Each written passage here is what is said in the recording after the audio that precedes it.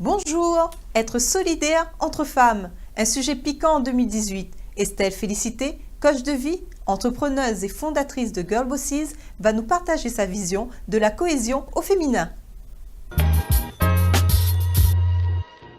Bonjour Estelle. Bonjour Serena. Comment vas-tu? Très bien, et toi? Je te remercie d'être venue sur notre plateau. Merci de m'avoir invitée. Alors, tu voulais nous parler de la solidarité féminine. Qu'est-ce que c'est? Alors, la solidarité féminine, je pense qu'on a une vision un peu faussée des choses aujourd'hui pour, je veux dire, une version un peu idyllique, mais qui n'est pas vraiment réelle. La solidarité féminine, c'est presque un mythe. On entend beaucoup parler. Pourquoi un mythe? Parce qu'on entend beaucoup parler, Ouais. Mais est-ce qu'on le voit vraiment en vrai? Ça, c'est une autre question. Donc, selon moi, la solidarité féminine, une vraie solidarité féminine, ça devrait être un rassemblement, un groupe de femmes qui se soutiennent, qui s'apportent de l'amour. Après, voilà, différentes formes d'amour, on ne va pas s'étaler sur le sujet, mais qui s'apportent de l'amour, de la bienveillance, du respect, du soutien. Et majoritairement, c'est pas ce qu'on va voir dans la société, en fait. Pourquoi? Est-ce que tu penses que notre société sexiste permet de diviser les femmes? Bien sûr, exactement. Moi, je pense très clairement que c'est une volonté de la société patriarcale de diviser pour mieux régner, parce que, comme le disait une Françoise Pic, une professeure en sciences politiques et qui a aussi milité pour le mouvement de la libération des femmes, elle a dit très clairement qu'il ne peut pas y avoir de féminisme sans solidarité entre femmes. Et Alors, à partir de là, oui. on comprend pourquoi, en fait, la société veut diviser les femmes. La société divise pour qu'il n'y ait pas de mouvement féministe, il n'y a pas de rassemblement, pour qu'on puisse justement contrôler et continuer à soumettre la société dans une société patriarcale, en fait. Et comment tu peux expliquer que les femmes peuvent se détester alors qu'elles partagent les mêmes causes? Alors, je pense que j'ai pu identifier, à travers mes recherches, mes observations personnelles et puis sur les recherches sur lesquelles je me suis appuyée au travers de mon travail, je me suis rendu compte en fait que les femmes se détestent pour 3 facteurs différents en majorité. Donc, par exemple, la première chose, le premier facteur est un facteur inconscient qui est dû en fait à notre conditionnement, à notre condition d'humain. Et humain, animal social, dans le sens où j'entends humain, animal social, parce que de tout temps, en fait, les femmes ont toujours été en rivalité pour avoir accès au mâle dominant. Donc, on a toujours été en compétition, en fait, pour que chaque femme, chaque femelle, entre guillemets, puisse avoir accès au mâle dominant et s'assurer une descendance qui va survivre, en fait, parce que l'histoire de l'humanité, c'est une histoire de survie avant tout. Et on a voilà, contracté cette espèce de rivalité implicite entre les femmes pour pouvoir avoir accès au mâle dominant. Donc ça, c'est le premier facteur principal. Le deuxième facteur, c'est, tu as bien travaillé sur le sujet. Oui, donc non, mais après, c'est un sujet qui me passionne, c'est un sujet qui concerne aussi mon activité principale, donc c'est quelque chose qui m'anime énormément, donc c'est vrai que je suis très informée sur le sujet. Et donc le deuxième facteur pour moi, ça va être le fait qu'on est justement dans une société patriarcale et que cette société divise en fait pour mieux régner et qu'on nous bassine entre guillemets avec des messages subliminaux en permanence pour nous faire comprendre que les femmes doivent... Quel type de message? Alors moi je pense surtout à travers les médias et ça va retoucher après, c'est en lien avec le troisième facteur. Par exemple, je pense au fait que certaines, c'est plus un mystère pour personne, certaines chaînes de télé sont contrôlées par certains gouvernements où voilà, il y a des liens implicites entre les médias et les gouvernements et la société.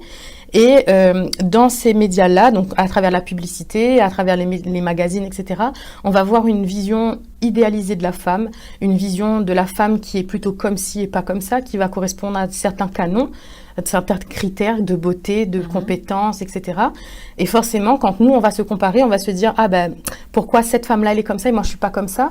Et ça révèle en fait quelque part un espèce de mal-être, ça réveille quelque chose chez nous, un manque qu'on n'a pas, alors que c'est quelque chose qui est créé parce que les femmes qu'on voit à la télé ou aux médias, etc., c'est pas des vraies femmes, c'est des femmes qui sont retouchées, c'est des femmes, c'est des images qui sont manipulées. Donc on va avoir une vision un peu tronquée, un peu fausse de la femme.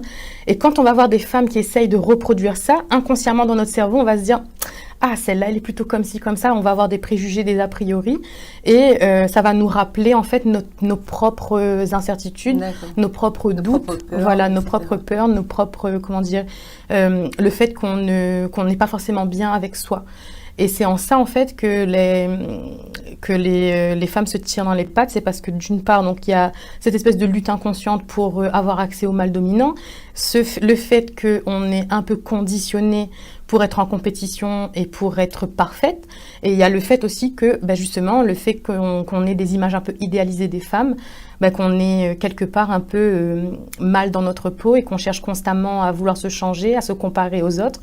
Et ce qui fait que on aura tendance, de ce fait, inconsciemment, parfois et naturellement, d'amoindrir, en fait, de venir diminuer les autres femmes pour se mettre soi en valeur. Mais tu parlais notamment de féminisme. Brigitte Lahaie, qui est une présentatrice télé, avait fait le buzz par rapport à ce nouveau féminisme en disant qu'elle n'y croyait plus parce que pour elle, ce n'est plus une solidarité entre femmes, mais ça devient plutôt un mouvement anti-homme. Tu en penses quoi ? Je pense que c'est une très grave erreur en fait.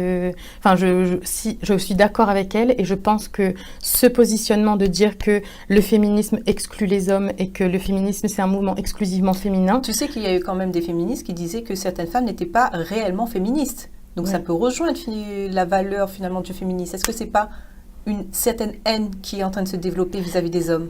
Oui, je suis d'accord avec toi et je pense pas que ça soit une bonne chose parce que je pense qu'on reste quand même des êtres humains avant tout et qu'on a besoin les uns des autres, que la solidarité, elle dépasse le genre en fait. Que oui, on a besoin d'une solidarité féminine. La solidarité féminine est très importante. Il existe déjà une solidarité masculine qui est déjà très bien ancrée, qui est déjà très développée. Mais la solidarité féminine, pour moi aujourd'hui, clairement, elle est fausse. Elle est fausse, elle n'est pas aboutie, elle n'est pas encore...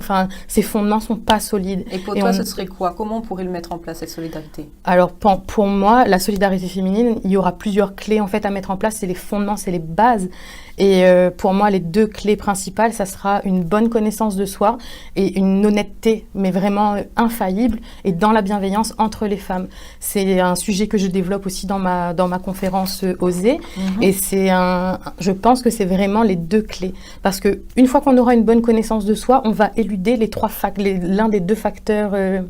les deux facteurs dont on a parlé juste avant, c'est-à-dire qu'on va plus avoir cette peur en fait de se sentir menacée par les autres femmes par rapport déjà d'une part à la lutte inconsciente pour le mâle dominant et puis le fait d'être rassuré par rapport à nous-mêmes parce que si on a une bonne connaissance de soi et qu'on connaît nos valeurs, nos principes, nos blocages, etc. et qu'on apprend à s'aimer en fait comme on est, les psychologues ont prouvé que les personnes qui sont plus ou moins stables dans leur tête et qui sont bien dans leur basket et qui sont en accord avec leurs principes, qui sont alignés, ils ne vont pas en fait aller diminuer les autres, cracher sur les autres. Donc ça c'est très important, il faut impérativement déjà avoir une bonne connaissance de soi, travailler sur soi et le fait de travailler sur soi, ça va nous permettre ensuite, justement, dans cette idée de solidarité féminine, c'est presque un mythe, on entend beaucoup parler. Pourquoi un mythe ? Parce qu'on entend beaucoup parler, mais est-ce qu'on le voit vraiment en vrai ?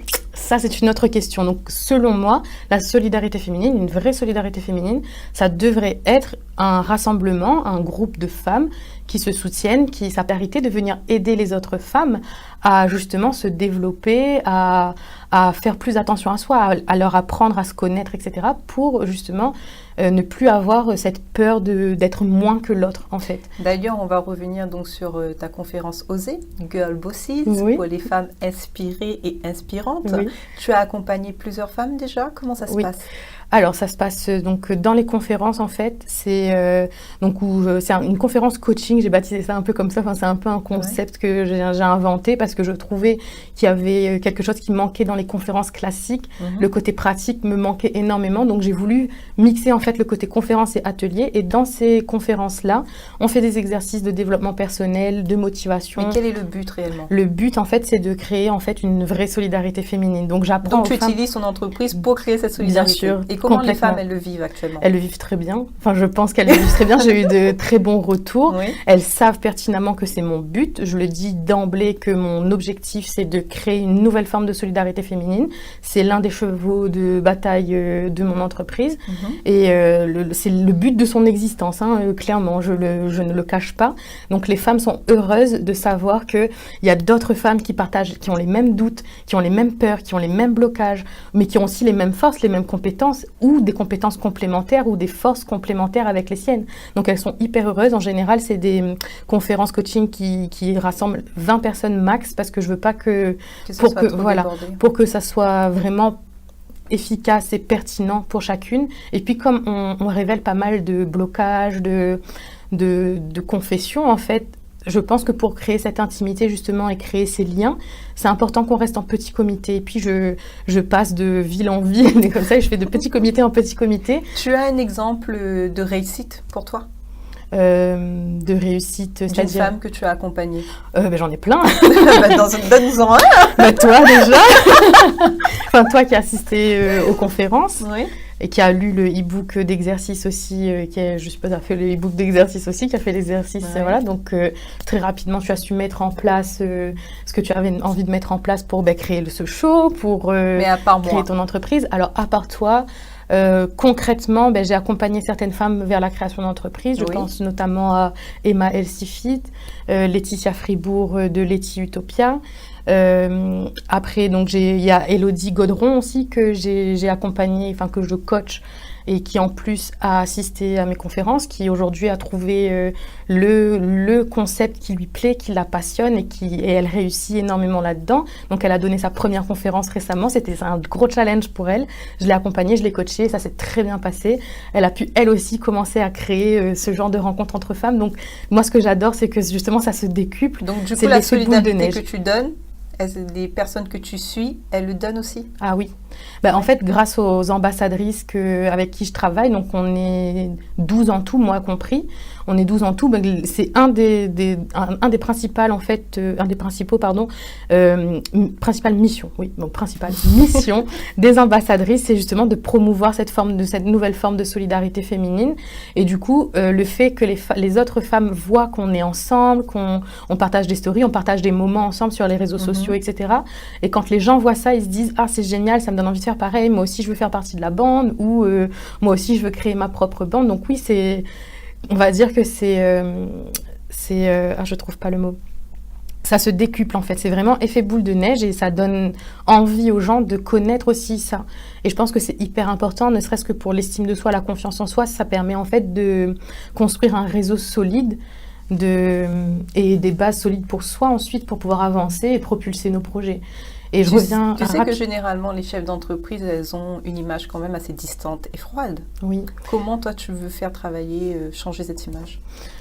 Alors, je pense en fait que malheureusement, les femmes qui accèdent aujourd'hui à des hauts postes, donc des postes de dirigeantes ou de cadres, elles ont joué le jeu du patriarcat en fait, à mon avis. C'est-à-dire que on est dans une société patriarcale, donc c'est les hommes qui portent les... Voilà. Tu penses que pour se faire respecter des hommes, elles ont dû se mettre en place? Je pense qu'elles doivent. C'est une nécessité aujourd'hui pour les femmes. Alors demain, tu serais capable de faire ça? C'est-à-dire Toi, en tant que chef d'entreprise? Non. Moi, justement, je veux créer une nouvelle forme d'entrepreneuriat au féminin. Parce que c'est pas... Non, l'entrepreneuriat... Je change ce que je dis. C'est pas l'entrepreneuriat au féminin le problème, mais je pense qu'il faut qu'on reste féminine, en fait, dans notre façon de diriger. Parce que le problème aujourd'hui, c'est que les femmes qui ont des postes de cadre, les femmes qui sont chefs d'entreprise, elles sont obligées de penser comme des hommes pour pouvoir se faire respecter par ses compères hommes, en fait. Et j'ai pu avoir ma propre expérience. Donc, quand j'étais salariée, je ne citerai pas le nom parce que ça va être clairement... Est-ce qu'il ne va pas avoir un choc finalement des cultures entre ce que tu dis, une femme se doit d'avoir ce côté patriarcal et une nouvelle forme de solidarité? Non, c'est pas ce que j'ai dit. D'accord. J'ai dit qu'aujourd'hui, ce qui existe, c'est les femmes qui sont à la tête d'entreprises et machin. Elles sont obligées aujourd'hui... d'adopter ce comportement d'homme pour se faire respecter, pour avoir une place, pour gravir les échelons, etc. Et au final, sans s'en rendre compte, elles sont conditionnées pour penser comme un homme, pour diriger comme un homme. en fait. Et c'est ça que moi que je trouve problématique. Et c'est ça que je ne veux pas, pour que ce soit pour nous, ou même pour les générations futures. Je pense qu'il est important que les valeurs ou le comportement féminin soit aussi pris en compte, en fait, dans la direction d'une entreprise. Mais est-ce qu'elles vont autant réussir? Je pense que oui. Je n'ai aucun doute. Je n'ai aucun doute là-dessus. Je pense que les femmes sont fortes, les femmes sont ambitieuses. Il faut juste qu'elles aient plus confiance en elles, parce que ça, c'est un gros problème de société. Et c'est dû à notre histoire, en fait. C'est dû à notre patrimoine culturel, le fait qu'on a été amoindri, qu'on a été... et que ça fait que si on ramène l'étude de la femme et l'importance qu'a la femme dans la société à l'histoire de l'humanité, ça fait que 9 secondes que les femmes ont un intérêt, ou que les femmes commencent à avoir des droits, etc. Mais est-ce que finalement, la solidarité, c'est pas juste une question, ce n'est pas une question de genre. Ça peut être autant chez les hommes que chez les femmes. Bien sûr. Donc, je t'invite à voir une vidéo que tu as faite, notamment par rapport aux personnes toxiques, qui peut avoir un gros impact sur la réussite de ton évolution professionnelle. Qu'est-ce qu'une personne toxique? Il faut savoir que les personnes toxiques ont des caractéristiques communes et c'est donc facile de les reconnaître. Et voici une série de caractéristiques qui va te permettre de reconnaître les personnes toxiques. Donc ce sont des personnes qui aspirent l'énergie des autres. Donc quand tu vas être en contact avec ces personnes-là, tu auras le sentiment que ton énergie est aspirée par ces personnes-là. Ce sont également des personnes qui critiquent les autres en permanence. Donc tu entendras souvent ces personnes-là en train de critiquer les autres, ce que les autres font, ce que les autres ont. Ensuite, ce sont des personnes qui sont toujours en train de colporter des rumeurs ou des commérages, des l'a-dit-la-fait, comme on appelle à La Réunion. Ce sont des personnes qui se plaignent aussi constamment. Tu verras rarement une personne toxique ne pas se plaindre. Donc c'est leur cheval de bataille, c'est se plaindre de leur vie, de manière générale, toujours en train de se plaindre de leur santé, de leur bien-être, de leur réussite, de leurs échecs. Donc, comme on a vu dans ta vidéo, on peut dire que la solidarité reste une valeur, donc une valeur humaine, et que la solidarité féminine, pour toi, c'est d'aller vers une unité. Bien sûr. Ça. Bien sûr. Après, je pense que, comme je le disais tout à l'heure, la solidarité masculine est déjà aboutie, plus ou moins. Donc, c'est quelque chose qui existe depuis très longtemps et qui a fait ses preuves et qui fonctionne pour les hommes aujourd'hui. Ce qui n'est pas le cas pour les femmes. Et je pense que dans un premier temps, on parlait de solidarité unique, mixte. Et je pense que dans un premier temps, il est important, en fait, avant de penser à une solidarité mixte, que les femmes, en fait, prennent conscience de leur potentiel, qu'elles se rassemblent, qu'elles se réunissent, qu'elles mettent des bases solides, en fait, qu'elles construisent cette vraie solidarité féminine. Et une fois que ça sera gagné, là, on pourra envisager une vraie solidarité mixte, en fait. Parce que pour moi, l'homme est indissociable de la femme, ils sont complémentaires. Donc à un moment donné, il faut qu'on soit sur le même pied d'égalité en termes de valeurs, de compétences, de bien-être, etc. pour pouvoir agir ensemble et avoir plus d'impact ensemble. Parce que s'il y a toujours une catégorie de personnes qui se sent amoindries, affaiblies, etc., ils ne pourront pas agir. Il y aura toujours cette lutte de pouvoir pour savoir qui domine qui. Et ça ne sera pas équitable, ça ne sera pas juste pour personne. Donc il est important, je pense, dans un premier temps, de faire en sorte que cette solidarité féminine soit bien ancrée, bien solide, bien fondée. Et ensuite, on pourra agir ensemble, hommes, femmes, main dans la main, et construire une société complémentaire et pas obliger les femmes à adopter des comportements d'hommes pour se faire accepter. Mais finalement, la solidarité, ce n'est pas juste de l'amour pour soi et de l'amour pour autrui. Je suis tout à fait d'accord, c'est exactement ça. C'est toute une question d'amour et de bienveillance et de respect, en fait. Et à partir du moment, et je pense que plus les femmes vont travailler sur elles, plus elles vont se rendre compte qu'il est important de s'aimer, qu'il est important d'aimer les autres, qu'il est important d'être bienveillant, de se respecter soi et de respecter les autres, ça sera naturel, en fait, la solidarité. Ça sera même plus une question de savoir est-ce que je dois être solidaire, en fait, avec les femmes. Et ça sera pareil après pour les hommes, pour les animaux, pour la planète, pour tout. Mais il est important que déjà chaque individu s'accepte, se connaisse, s'aime, se respecte, pour ensuite pouvoir le redonner aux autres, en fait.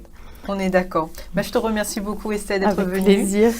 Vous pouvez la retrouver donc sur son site Instagram, Facebook, sa page YouTube et aussi sur son site Girl Bosses. Je vous remercie, c'était le Serena Talk Show. À bientôt. Au revoir.